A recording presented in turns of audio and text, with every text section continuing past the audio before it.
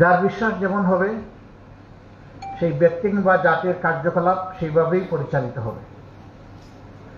বিশ্বাসের প্রকাশ হচ্ছে সংস্কৃতি। অতএব সংস্কৃতিকে বাদ দিয়ে বিশ্বাস নয়, বিশ্বাসকে বাদ দিয়ে সংস্কৃতিও নয়। যেই জাতি নিজস্ব কোনো বিশ্বাস নেই, সংস্কৃতি নেই, অন্যেরটা অনুসরণ করে চলে, এই জাতি সবসময় পিছনে পড়ে থাকে। কখনো অনুসরণকারী সামনে নেতৃত্ব দিতে পারে না, আর অন্যের সংস্কৃতিকে যারা অনুসরণ করে তারা কখনো আত্মমর্যাদাবোধ সম্পন্ন জাতি হতে পারে না। তারা হয় সংকীর্ণ এবং বিধ্বস্ত একটা জাতি। আমাদের ইতিহাস এমন নয়। আমাদের ইতিহাস খুবই সমৃদ্ধ। বিশ্বাসকে কেন্দ্র করেই আমাদের সংস্কৃতি, আর সংস্কৃতিকে কেন্দ্র করে আমাদের জীবনের সকল যাত্রা। বাংলাদেশ বিভিন্ন ধর্ম বর্ণের মানুষের আবাসভূমি। তবে আল্লাহর এটা নিজস্ব পরিকল্পনা যে এখানে শতকরা 90 থেকে 91% মানুষ তৌহিদে বিশ্বাসী। বাকি অন্যান্য ধর্মের যারা আছেন আমরা তাদেরকে তাদের জায়গায় সম্মান করি, এবং এই বিশ্বাসের কারণেই বাংলাদেশ হচ্ছে ধর্মীয় সম্প্রীতির একটি বৈচিত্র্যময় লীলাভূমি। আলহামদুলিল্লাহ, আমরা বিগত আন্দোলনে দেখেছি মন্দিরগুলা, চার্চগুলা, পেগোডাগুলা পাহারা দিয়েছে মাদ্রাসার ছাত্ররা, পাহারা দিয়েছে ইসলামী দলের লোকেরা। এটা তো মাদ্রাসা ছাত্রদের নিজস্ব ধর্মীয় প্রতিষ্ঠান নয়, কিন্তু তারা এটা জানে যে সকল ধর্মের মানুষকে আল্লাহ তাআলাই তাদের ধর্ম চর্চার সুযোগ দিয়েছেন, তবে আল্লাহ সঠিক রাস্তা কোনটা সেটাও বলে দিয়েছেন। কারো উপর কোনো ধর্মের কোনো জোর জবরদস্তি চালানোর কোনো এখতিয়ার আল্লাহ কাউকে দেন। সমাজের কিছু দুষ্ট লোক আছে, তারা নিজেদের এজেন্ডা বাস্তবায়নের জন্য কিছু দুষ্কর্ম সংগঠন করে, তারপরে এর দায় নিরীহ শান্তিপ্রিয় মানুষের ঘাড়ে চাপায় দেয়। এরা সবসময় পর্দার আড়ালে থেকে যায়, দরাচোরা বাইরে তাদের অবস্থান। আমরা সম্প্রতিকালে সকল ধর্মের সকল মতের মানুষের সাথে নিবিড়ভাবে মিশেছি। সবাইকে আমরা একটা বার্তা দেওয়ার চেষ্টা করেছি, ধর্মের ভিত্তিতে জাতিকে বিভাজিত করা আমাদের কাজ নয়। ধর্ম যার যার নিজস্ব চয়েস, এর ভিত্তিতে আমরা এখানে মেজরিটি মাইনরিটিতে বিশ্বাসী না। এদেশে যারাই জন্মগ্রহণ করবে তারা এদেশের গর্বিত নাগরিক। তারা তাদের নাগরিক অধিকার সকলের মতো ন্যায্যতার ভিত্তিতে অবশ্যই তারা ভোগ করবে। তাদের নাগরিক অধিকারের সামান্য চিহ্নটুকু কেড়ে নেওয়ার অধিকার কারণে আমরা আরেকটা কথা তাদেরকে অনুরোধ করেছি। দীর্ঘ অর্ধ শতাব্দীর ঊর্ধ্বে হয়ে গেল বাংলাদেশ স্বাধীন হয়েছে। এই দীর্ঘ সময়ে যারা কুমতলব হাসিলের জন্য বিভিন্ন ধর্মের মানুষের উপরে জীবনের, ইজ্জতের, সম্পদের উপরে আক্রমণ চালিয়েছে, আপনারা দয়া করে তাদের নাম খুলাসা করে দিন। আপনারা সাদাকে সাদা বলুন, কালোকে কালো বলুন, তাহলে কালোরা সাদা এপ্রন গায়ে দিয়ে সমাজে আর বিচরণ করতে পারবে না। তারা সমাজের কাছে ধরা পড়ে যাবে। আমরা তাকে স্পষ্টভাবে তাদেরকে এটাও বলেছি, সেই কালো ব্যক্তিটি আমি হলে আমার নাম বলে দেন, কোনো অসুবিধা নেই, সমাজ আমাকে চিনে ফেলুক। আমরা প্রত্যাশা করব আগামীতে কোনো অন্যায়কে কেউ বরদাস্ত করবে না এবং কেউ আড়াল করার চেষ্টা করবে না। যদি বরদাস্ত করে, আড়াল করে, তাহলে এই দেশে সুস্থ সমাজ এবং সভ্যতা গড়ে ওঠার কোনো সম্ভাবনা নেই। এটা বারবার লঙ্ঘিত হবে, বারবার বাধাগ্রস্ত হবে এবং জাতি বারবার পথ হারাবে। একটা জাতি আর কতবার পথ হারাবে? কতবার আমাদেরকে উচ্চ মূল্যের রক্ত ঋণ পরিশোধ করতে হবে?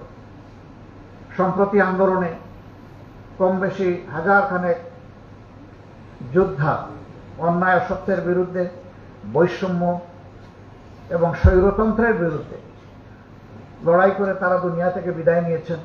আমি তাদের প্রতি গভীর শ্রদ্ধা নিবেদন করছি। আল্লাহ তাআলার দরবারে তাদের ন্যায্য পাওনা আমি কামনা করছি এবং উত্তম পাওনা কামনা করছি। যারা আহত হয়েছেন তাদের সুস্থতা কামনা করি। আমাকে সংবাদ মাধ্যমের বন্ধুরা মাঝে মাঝে জিজ্ঞেস করেন, আপনাদের দলের কতজন শহীদ হয়েছে? আমি বলি, যারা রাস্তায় নেমেছিল তারা কেউ তাদের বুকে দলীয় লোগো টানিয়ে রাস্তায় নামেনি। তারা গভীর দেশপ্রেম এবং দায়িত্ববোধ দিয়ে রাস্তায় নেমেছে। অতএব এখানে আমার আর তার বলে কোনো কথা নাই, সবাই আমার, সবাই আমাদের। এই বিভাজন আমরা চাই না। এরা কোনো দলের নাম অথবা যশ প্রতিষ্ঠা করার জন্য সেদিন লড়াই করেনি। তারা স্বৈরাচারের বিরুদ্ধে লড়াই করেছে। স্বৈরাচারের বিরুদ্ধে লড়াই করা লোক যে দলের যে ধর্মের হোক, তারা সবাই এই জাতির সম্পদ এবং জাতির উচিত তাদের প্রতি সেই শ্রদ্ধা নিবেদন করা। আজকে যে সাংবাদিক বন্ধুরা এখানে উপস্থিত আছেন, তারাও তো বিগত বৎসরগুলোতে তাদের কলম মুক্ত ছিল না এবং মুখ খোলা ছিল না। তাদের কলমকে থামিয়ে দেওয়া হয়েছিল, নিয়ন্ত্রণ করা হয়েছিল কঠোরভাবে, আর মুখে ঝুলানো হয়েছিল অদেখা তালা। 5 তারিখের গণঅভ্যুত্থানের পর, ছাত্র জনতার গণবিপ্লবের পর আলহামদুলিল্লাহ হাতও মুক্ত হয়েছে, মুখের তালাও খুলেছে।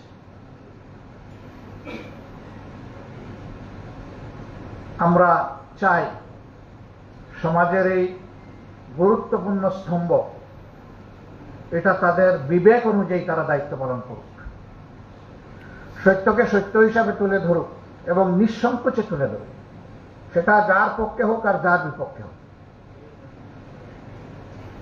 তাদের কলমও মুক্ত থাকুক, তাদের মুখটাও খোলা থাকুক। সাংবাদিকদেরকে বলা হয় জাতির বিবেক, মিডিয়াকে বলা হয় দর্পণ। আমরা ঠিক এক জায়গায় তাদেরকে দেখার ব্যাপারে প্রত্যাশী, আগ্রহী। সম্মানিত বন্ধুগণ, আজকে এখানে সাংস্কৃতিক ফ্রন্টের আয়োজন। আমাদের সংস্কৃতি ভুলিয়ে দেওয়ার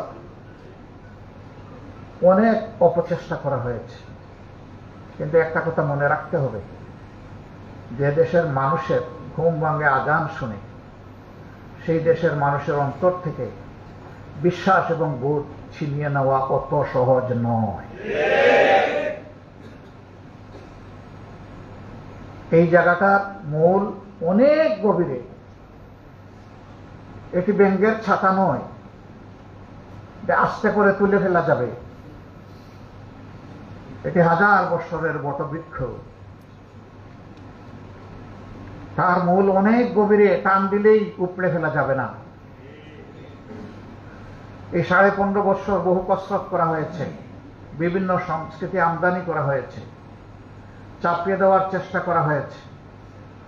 আপনারা দেখেছেন এক রাতে সমস্ত চাপিয়ে দেওয়া সংস্কৃতি ধ্বংস হয়ে গিয়েছে।